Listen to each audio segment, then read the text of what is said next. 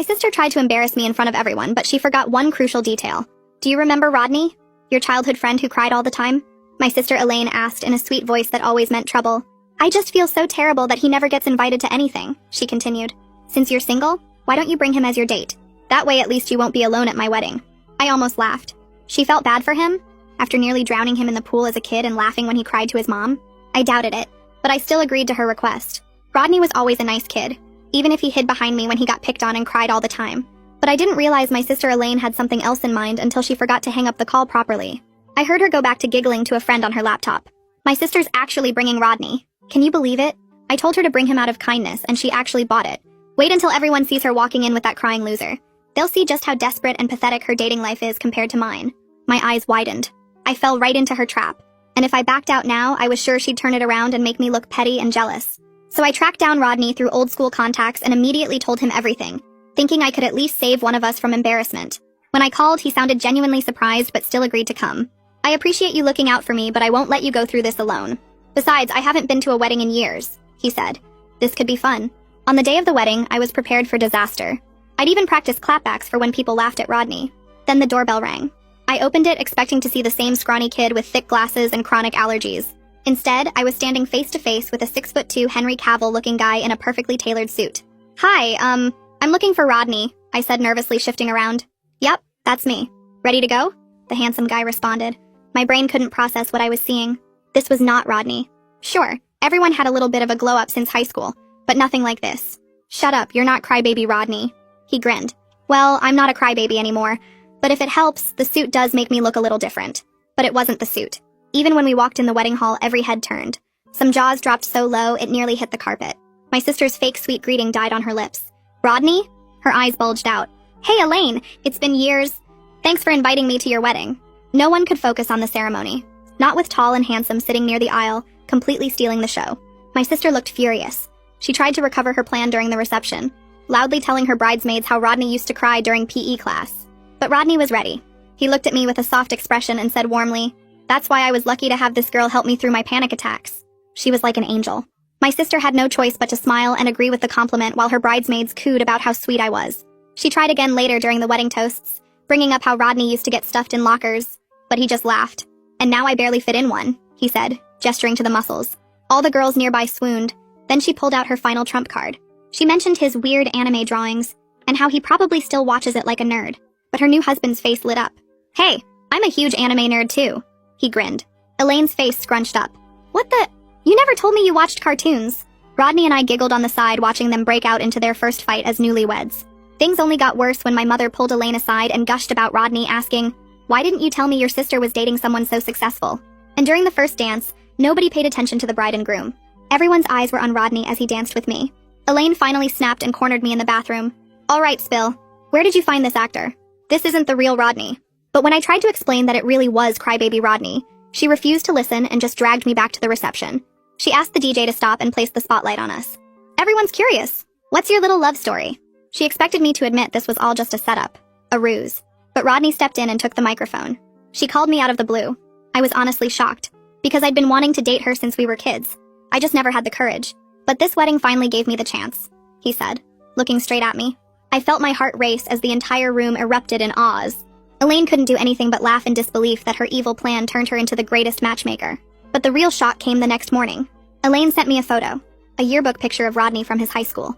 The person in the photo was completely different from the man who'd been my date. Completely different face, different height. Interesting date choice, she texted. Wonder what happened to the actual Rodney. I turned to look at the man still sleeping in my bed. If you're not Rodney, who are you? And what happened to Rodney? He gave me this evil smirk. My whole body went cold staring at that smirk. My phone kept buzzing on the nightstand, but I couldn't look away from his face. This man in my bed wasn't Rodney. He never was. My hand started shaking as I grabbed my phone and saw 3 texts from Elaine with a yearbook photo attached. The kid in that photo looked nothing like the guy sitting up in my sheets right now. I forced my voice to stay steady even though my heart was pounding, so hard I could hear it in my ears. Who are you? What's your real name? He stretched like this was a normal morning and gave me this calm smile that made my skin crawl. My name's Carson. I figured you'd realize sooner, honestly. He said it so casually, like we were talking about the weather. I stared at him, waiting for more of an explanation. He sat up against my headboard looking completely comfortable. I knew Rodney when we were kids. Thought it would be poetic justice to show up as him at your sister's wedding after how she treated us back then. His explanation sounded practiced, like he'd rehearsed it, but something felt off about the whole thing. My brain kept screaming at me to get him out of my apartment right now. I pulled the blanket tighter around myself and stood up. You need to leave. Right now. My voice came out firmer than I expected, but my hands were still shaking. Carson didn't move fast. He took his time getting out of bed and finding his clothes from last night. The whole time he kept talking about how real our connection felt, and how I was overreacting to something that didn't really matter. He pulled on his shirt slowly like he had all the time in the world. We had fun, right? Does it really matter what name I used? I wanted to scream at him, but I just pointed at my door. Get out. Now. He finally left, but not before giving me this look like I was being unreasonable. The second my door closed, I locked it and checked it twice. Then I grabbed my phone and called Maya because I needed someone to tell me I wasn't crazy for feeling scared and violated right now. She picked up on the second ring, and I barely got the words out before I started crying. She told me to stay put and she'd be there in 20 minutes. I sat on my couch staring at my door until I heard her knock. Maya came in with 2 coffees and her laptop already open. She sat next to me and put her arm around my shoulders. Okay, tell me everything from the beginning. We started going through every single interaction I'd had with Rodney from the first message to last night. Maya pulled up the Instagram account that had messaged me about the wedding. The account was created 3 weeks before Elaine's wedding. Only 3 weeks. The profile photo was blurry enough that I couldn't really see his face clearly. I should have noticed that. Maya squeezed my hand. You were trying to be kind. That's not your fault. I pulled up the yearbook photo Elaine sent me and put it next to the wedding photos on my phone. The differences were so obvious now that I was actually looking. Real Rodney had a rounder face and was way shorter, maybe 5'7". He had different features completely. The man who left my apartment this morning was 6'2" and looked nothing like childhood Rodney. How did I miss this? Maya asked me the hard question then. Did anything happen last night that you didn't consent to? I had to sit with that for a minute. I consented to everything we did, but I consented thinking he was someone else. The violation felt complicated in a way I couldn't put into words yet. Maya nodded like she understood, even though I barely understood it myself. We need to find the real Rodney. Prove that Carson isn't him. Maya opened her laptop and started searching. I tried to remember specific things about childhood Rodney that only he would know. He had a birthmark on his left arm. He was scared of dogs after one chased him in 3rd grade. He collected Pokemon cards and kept them in a blue binder. Maya typed while I talked. She pulled up Facebook first, but there were too many people with that name.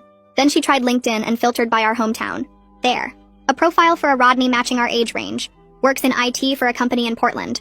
His profile photo showed a man who looked exactly like the yearbook picture, just older. 15 years older, but definitely the same person. Round face, shorter build, glasses. Nothing like Carson. My hands started shaking again as I stared at that photo.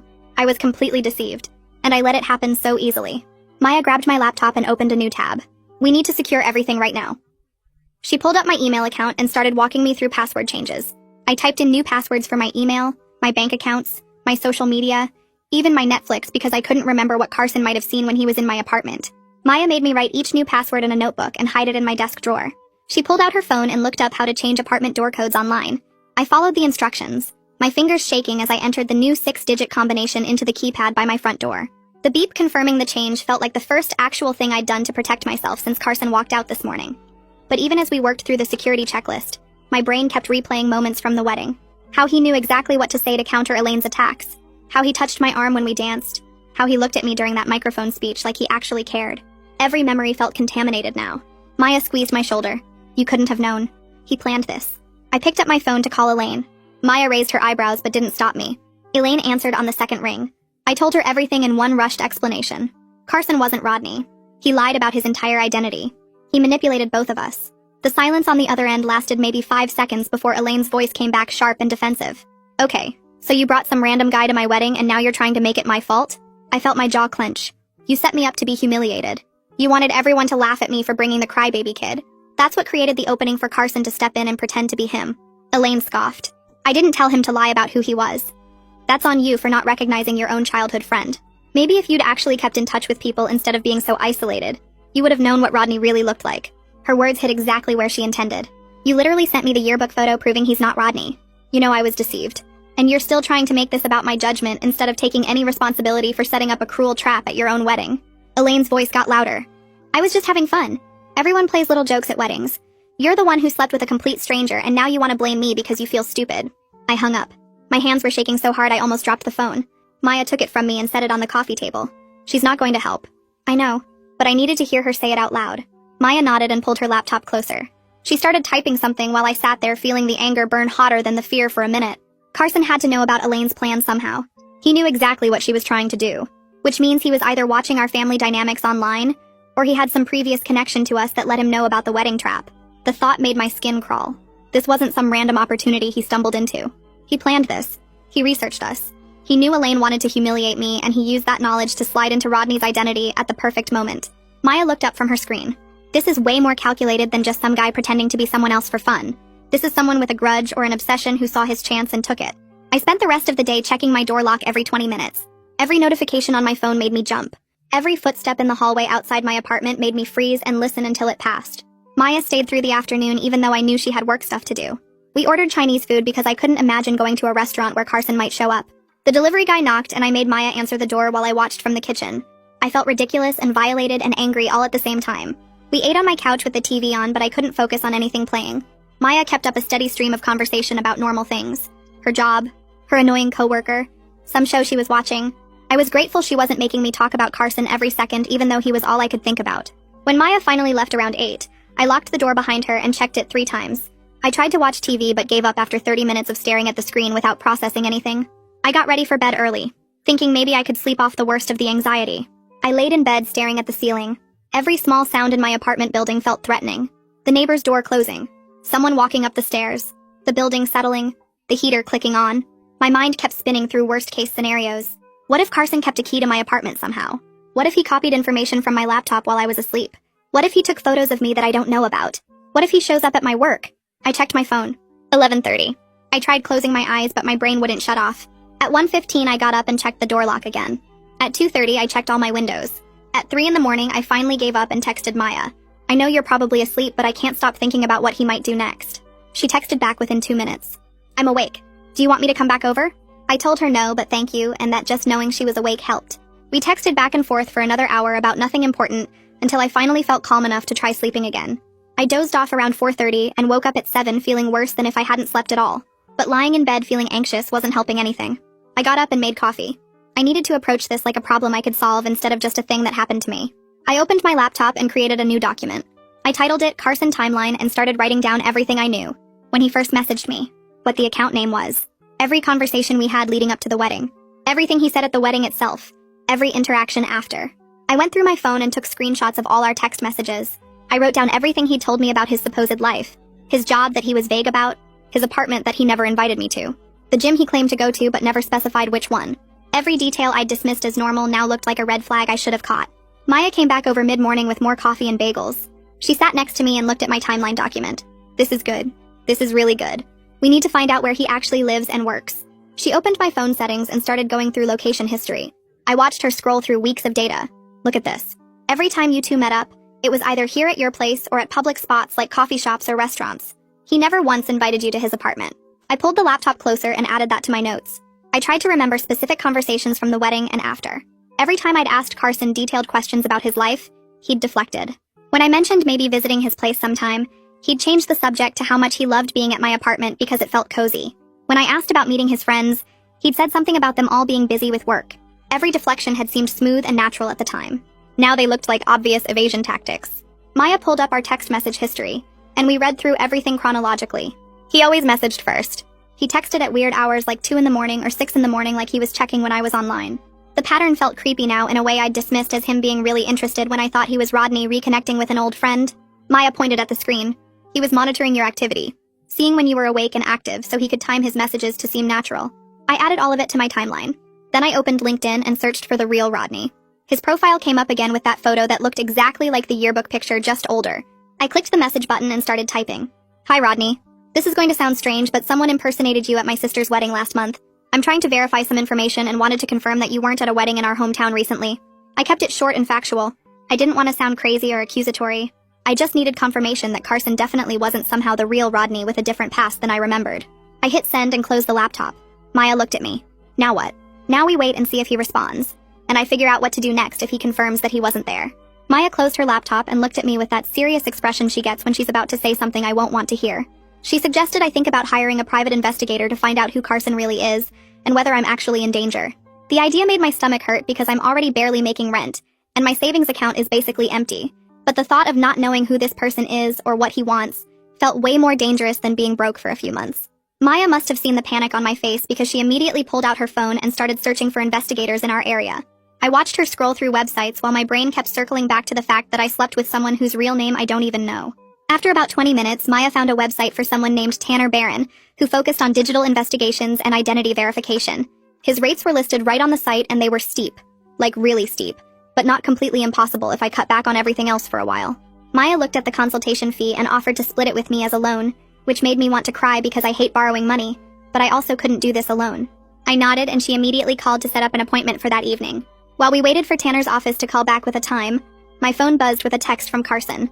My whole body went cold when I saw his name on the screen. Maya grabbed my phone before I could and read the message out loud.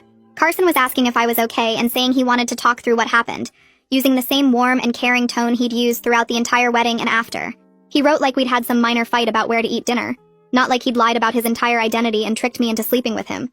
I felt my skin crawl reading his words because he was acting like I was overreacting to something small instead of being completely violated by his deception. Maya handed my phone back and told me not to respond under any circumstances. She pointed out that Carson was testing me to see if I'd engage with him, probably trying to figure out whether I was angry enough to actually take action, or if he could smooth everything over with his charm like he probably had with other people before. Her outside perspective helped me see the manipulation tactics that I definitely would have fallen for if I was processing this alone, because part of me wanted to believe his warm tone meant he wasn't actually dangerous. Tanner's office called back and gave us an appointment time for 7 that evening. I spent the rest of the afternoon organizing all my documentation into a clear timeline with screenshots and notes about every inconsistency I could remember. Maya helped me print everything out and put it in a folder so I'd look prepared and serious instead of like some dramatic person making up stories. At 6:30, we drove to Tanner's office in a building downtown that looked professional and legitimate, which made me feel slightly better about spending money I didn't have. Tanner met us in the lobby and brought us back to his office, which had filing cabinets and computer equipment and framed certificates on the walls. He was probably in his 40s with gray hair and glasses, and he treated the whole situation like a serious case instead of making me feel stupid for being deceived. That alone was worth something after Elaine's reaction that morning. I showed him my timeline and all the information I had about Carson, including the wedding photos and the phone number he'd used to contact me. Tanner looked through everything carefully and asked specific questions about Carson's behavior and what he'd said about his life. He explained that he'd start with something called open source intelligence gathering, which meant using the photos from the wedding and the phone number and any other digital footprints to identify who Carson actually is. He warned me this might take a week or maybe 2, and that I absolutely should not engage with Carson at all during the investigation, because it could tip him off that I was looking into his background. I asked Tanner if this kind of situation happens often, because I felt so stupid for not seeing through Carson's lies. Tanner told me that identity deception in dating contexts happens way more than people realize, usually for financial scams, but sometimes for revenge, or because someone is obsessed with another person. Hearing that I wasn't uniquely foolish helped a little bit, though I still felt angry at myself for ignoring all the signs that were probably obvious now that I looked back. Maya and I left Tanner's office around 8 and went back to my apartment. Over the next few days, Carson kept sending occasional texts that switched between friendly check-ins, asking how my day was, and slightly wounded messages about me ghosting him after we'd had such a great connection. I saved every single message exactly like Tanner told me to, but I didn't respond to any of them, even though part of me really wanted to confront him directly about all his lies and ask him what he thought he was doing. On the 3rd day after I'd sent my LinkedIn message to Real Rodney, he finally responded. My hands were shaking when I opened the message because I knew this would confirm everything one way or another. Rodney wrote that he was really confused because he definitely wasn't at any wedding, and he hasn't been back to our hometown in 5 years since his parents moved to Arizona. He included a current photo of himself that showed a guy who looked exactly like the yearbook picture, just aged up about 15 years, with the same round face and features that were completely different from Carson's. Seeing that photo made everything real in a way that hurt my chest, because now I had definite proof that Carson was an imposter using Rodney's childhood identity. I messaged Rodney back right away explaining the full situation about my sister's wedding, and how someone showed up claiming to be him. Rodney responded within an hour saying he was shocked and really sympathetic about what happened to me. He said he vaguely remembered some guy named Carson from elementary school, who hung around the edges of their friend group, and seemed kind of obsessed with fitting in. Rodney offered to do a phone call if it would help me understand the situation better, which felt like the first genuinely kind thing someone had done without any hidden motive since this whole mess started. I scheduled the call with Rodney for that same evening because waiting felt impossible when every minute without answers made my skin crawl. When my phone rang at 7, I answered on the first ring and heard his voice, which sounded nothing like Carson's deeper tone. Rodney started by saying he'd been thinking about Carson all afternoon and remembered more details now that his memory was jogging. He told me Carson was this kid who hung around their friend group in elementary school, but never quite fit in, always trying too hard to be funny or cool in ways that felt forced. Rodney said Carson got weirdly fixated on people, like he'd pick someone and try to copy everything they did or said, almost like he was studying them. He moved away in middle school, so he lost touch with everyone from back then, but he remembered Carson had this strange habit of blaming other kids when social stuff went wrong for him. Like if Carson didn't get invited to a birthday party, He'd convince himself it was because Rodney or someone else had talked badly about him, even when that wasn't true at all. Rodney's voice got quieter when he said Carson seemed to think Rodney was somehow responsible for Carson not being popular, which made no sense because Rodney was getting bullied himself back then. Then Rodney brought up something that made my stomach drop even further. He said Elaine and her friends were cruel to lots of kids. Not just him, and Carson was definitely one of their targets too. Rodney remembered Carson trying to get revenge once by spreading rumors about Elaine and her clique, but it backfired completely and made things way worse for him. The other kids started avoiding Carson even more after that, and Elaine's group made his life miserable for the rest of that school year. Rodney paused and then said something that made everything click into place. He told me it seemed like Carson had been nursing these grudges for over 15 years, just waiting for the right moment to act on them. The wedding must have looked like the perfect opportunity to get back at Elaine, while also inserting himself into a situation where he could feel important and desired. I thanked Rodney for being so honest and helpful when he didn't have to be.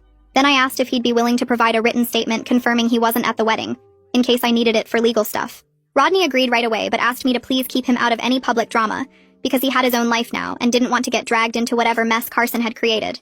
I completely understood that request since Rodney was just an innocent person, whose identity got stolen for someone else's twisted scheme.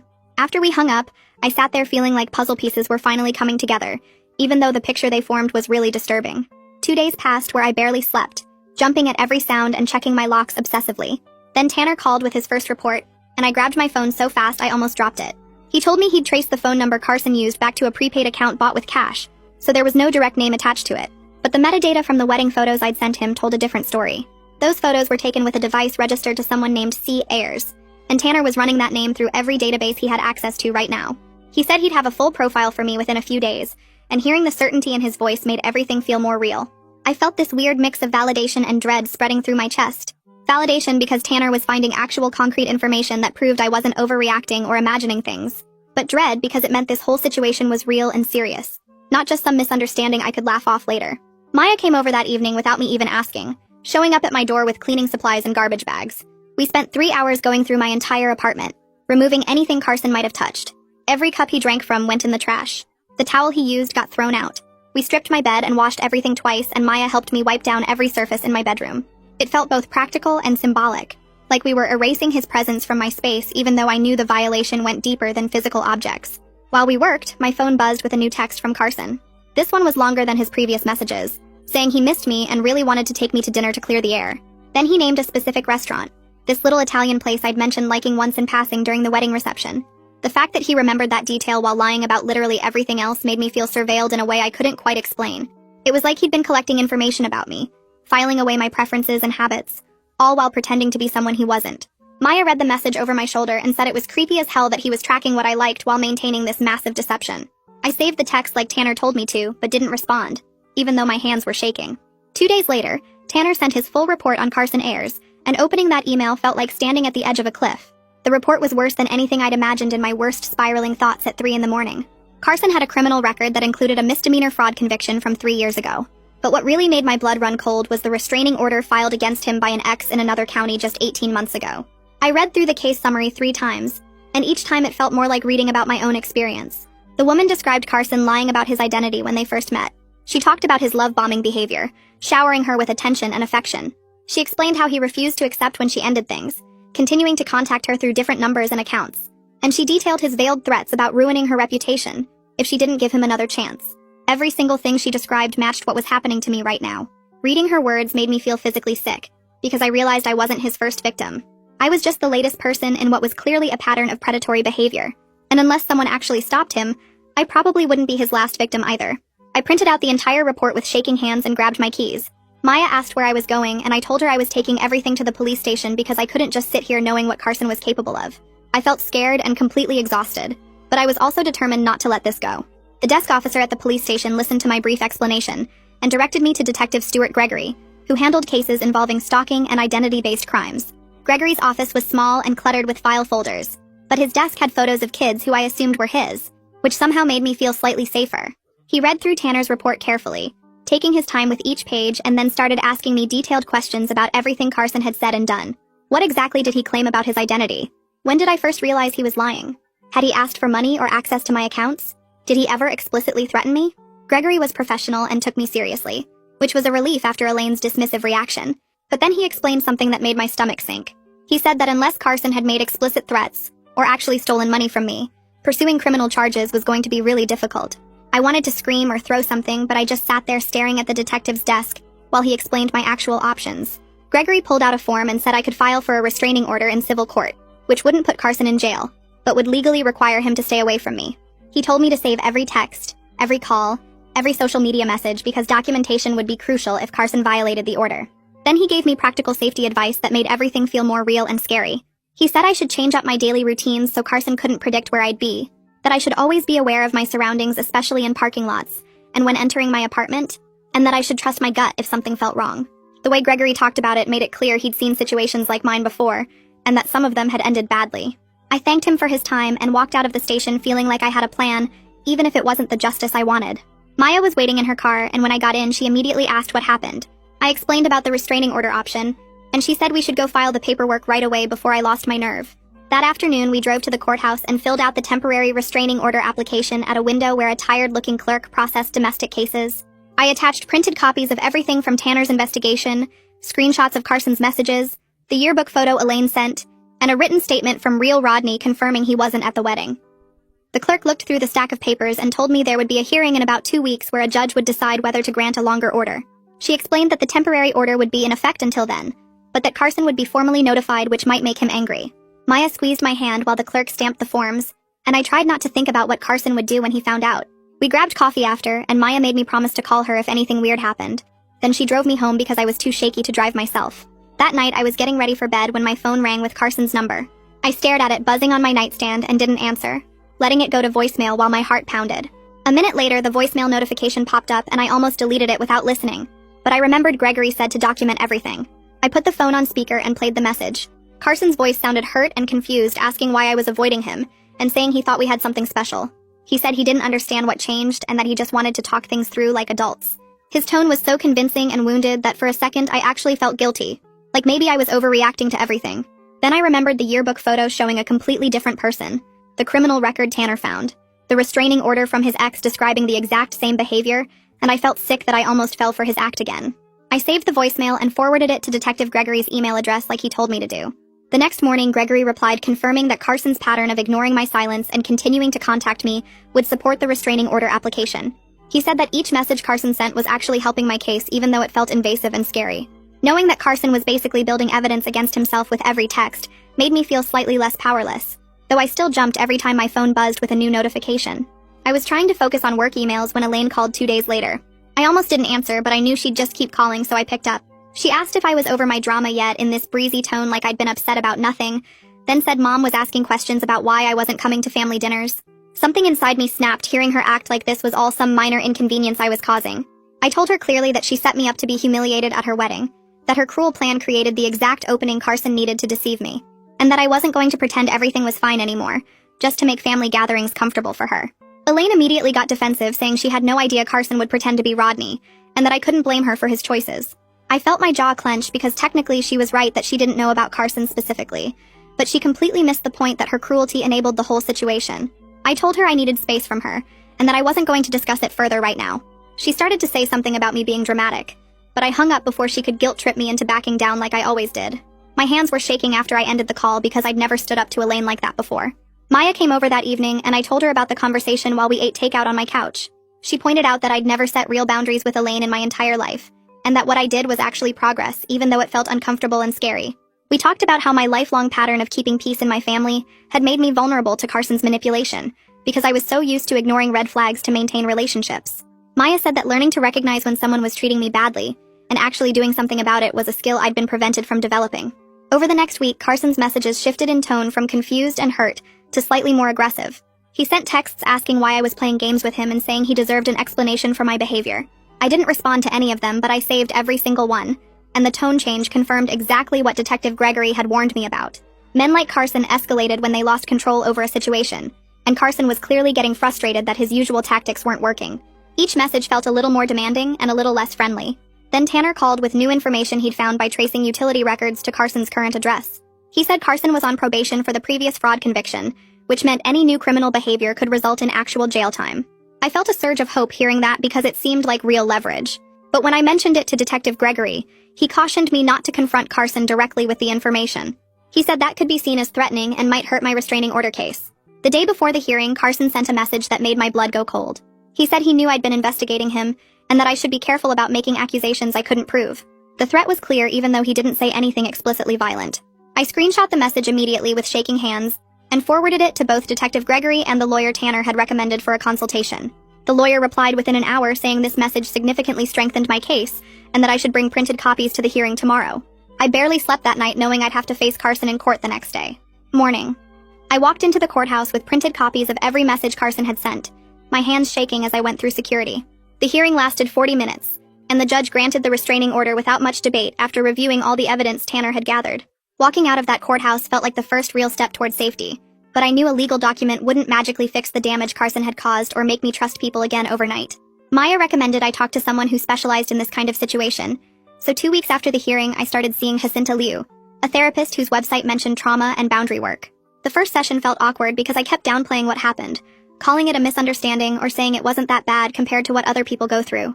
Jacinta stopped me halfway through and asked why I was minimizing something that clearly violated my safety and trust. I didn't have a good answer. Over the next several sessions, she helped me see the pattern between how Elaine had treated me my whole life and why I didn't recognize Carson's red flags. I'd spent so many years making excuses for Elaine's cruelty to keep family peace that my instinct was to ignore warning signs and prioritize other people's comfort over my own safety. Jacinta said this wasn't a character flaw. It was a learned behavior from growing up in a family where speaking up about mistreatment got me labeled as sensitive or dramatic. In our third session, I told Jacinta about specific times Elaine had humiliated me growing up, and how I'd always brushed it off as sibling rivalry or her just being competitive. She asked what I would think if a friend described their sister treating them that way, and I realized immediately that I'd tell them it was cruel and unacceptable. Somehow I'd never applied that same standard to my own experiences. Jacinta gave me practical tools for recognizing manipulation tactics, like noticing when someone makes you feel responsible for their emotions, or when they rewrite history to make you doubt your memory. She also taught me how to set boundaries without feeling guilty, which felt like learning a language I should have known my whole life. The work was uncomfortable because it meant acknowledging how much I'd tolerated and how that made me vulnerable to someone like Carson. The financial cost of everything hit hard around week 5. Between Tanner's investigator fees, the legal consultation, new locks, and a security camera for my apartment and ongoing therapy sessions, I'd burned through most of my savings.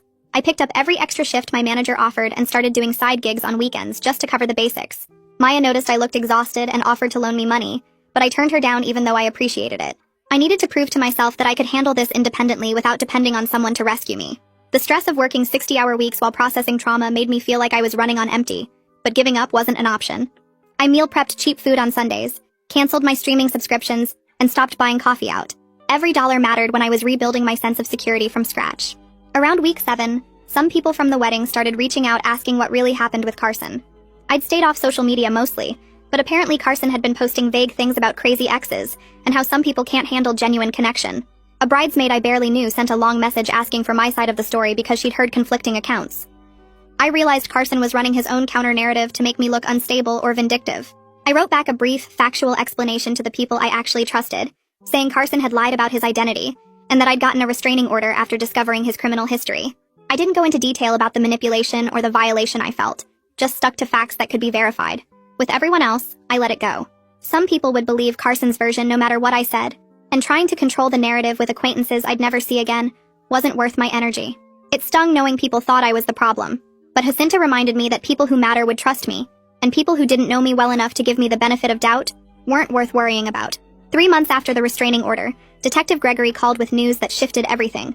Carson had violated his probation by contacting one of his previous victims through a fake social media account, and the woman had immediately reported it to police with screenshots. His probation officer filed a violation report, and the judge revoked his probation, resulting in a 4-month jail sentence. Gregory explained this removed the immediate threat to me and created a documented pattern that would follow Carson if he tried anything similar in the future.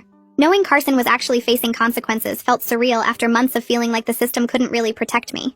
Gregory said the jail time wasn't long, but it sent a clear message that Carson's behavior had real repercussions, and the violation on his record would make any future restraining orders easier to enforce. I thanked Gregory for keeping me updated and for taking the situation seriously from the beginning, when I'd felt like I was overreacting to everything. 6 months after the wedding, I took stock of where things stood. My apartment had a new security system with cameras covering the entrance, and a smart lock I could monitor from my phone. The restraining order remained active with no violations since Carson's jail time, and I'd learned to stop jumping every time I got a notification. Therapy with Jacinta was teaching me to trust my instincts instead of overriding them to keep other people comfortable, though I still caught myself minimizing things sometimes. My relationship with Elaine stayed distant, with clear boundaries I'd set about not attending family events where she played victim about our estrangement. Mom kept trying to smooth things over, but I'd stopped explaining myself and just repeated that I needed space. I still had moments of anxiety about dating and whether I'd ever trust someone enough to be vulnerable again. Sometimes I'd see a tall guy with dark hair and my heart would race before I realized it wasn't Carson.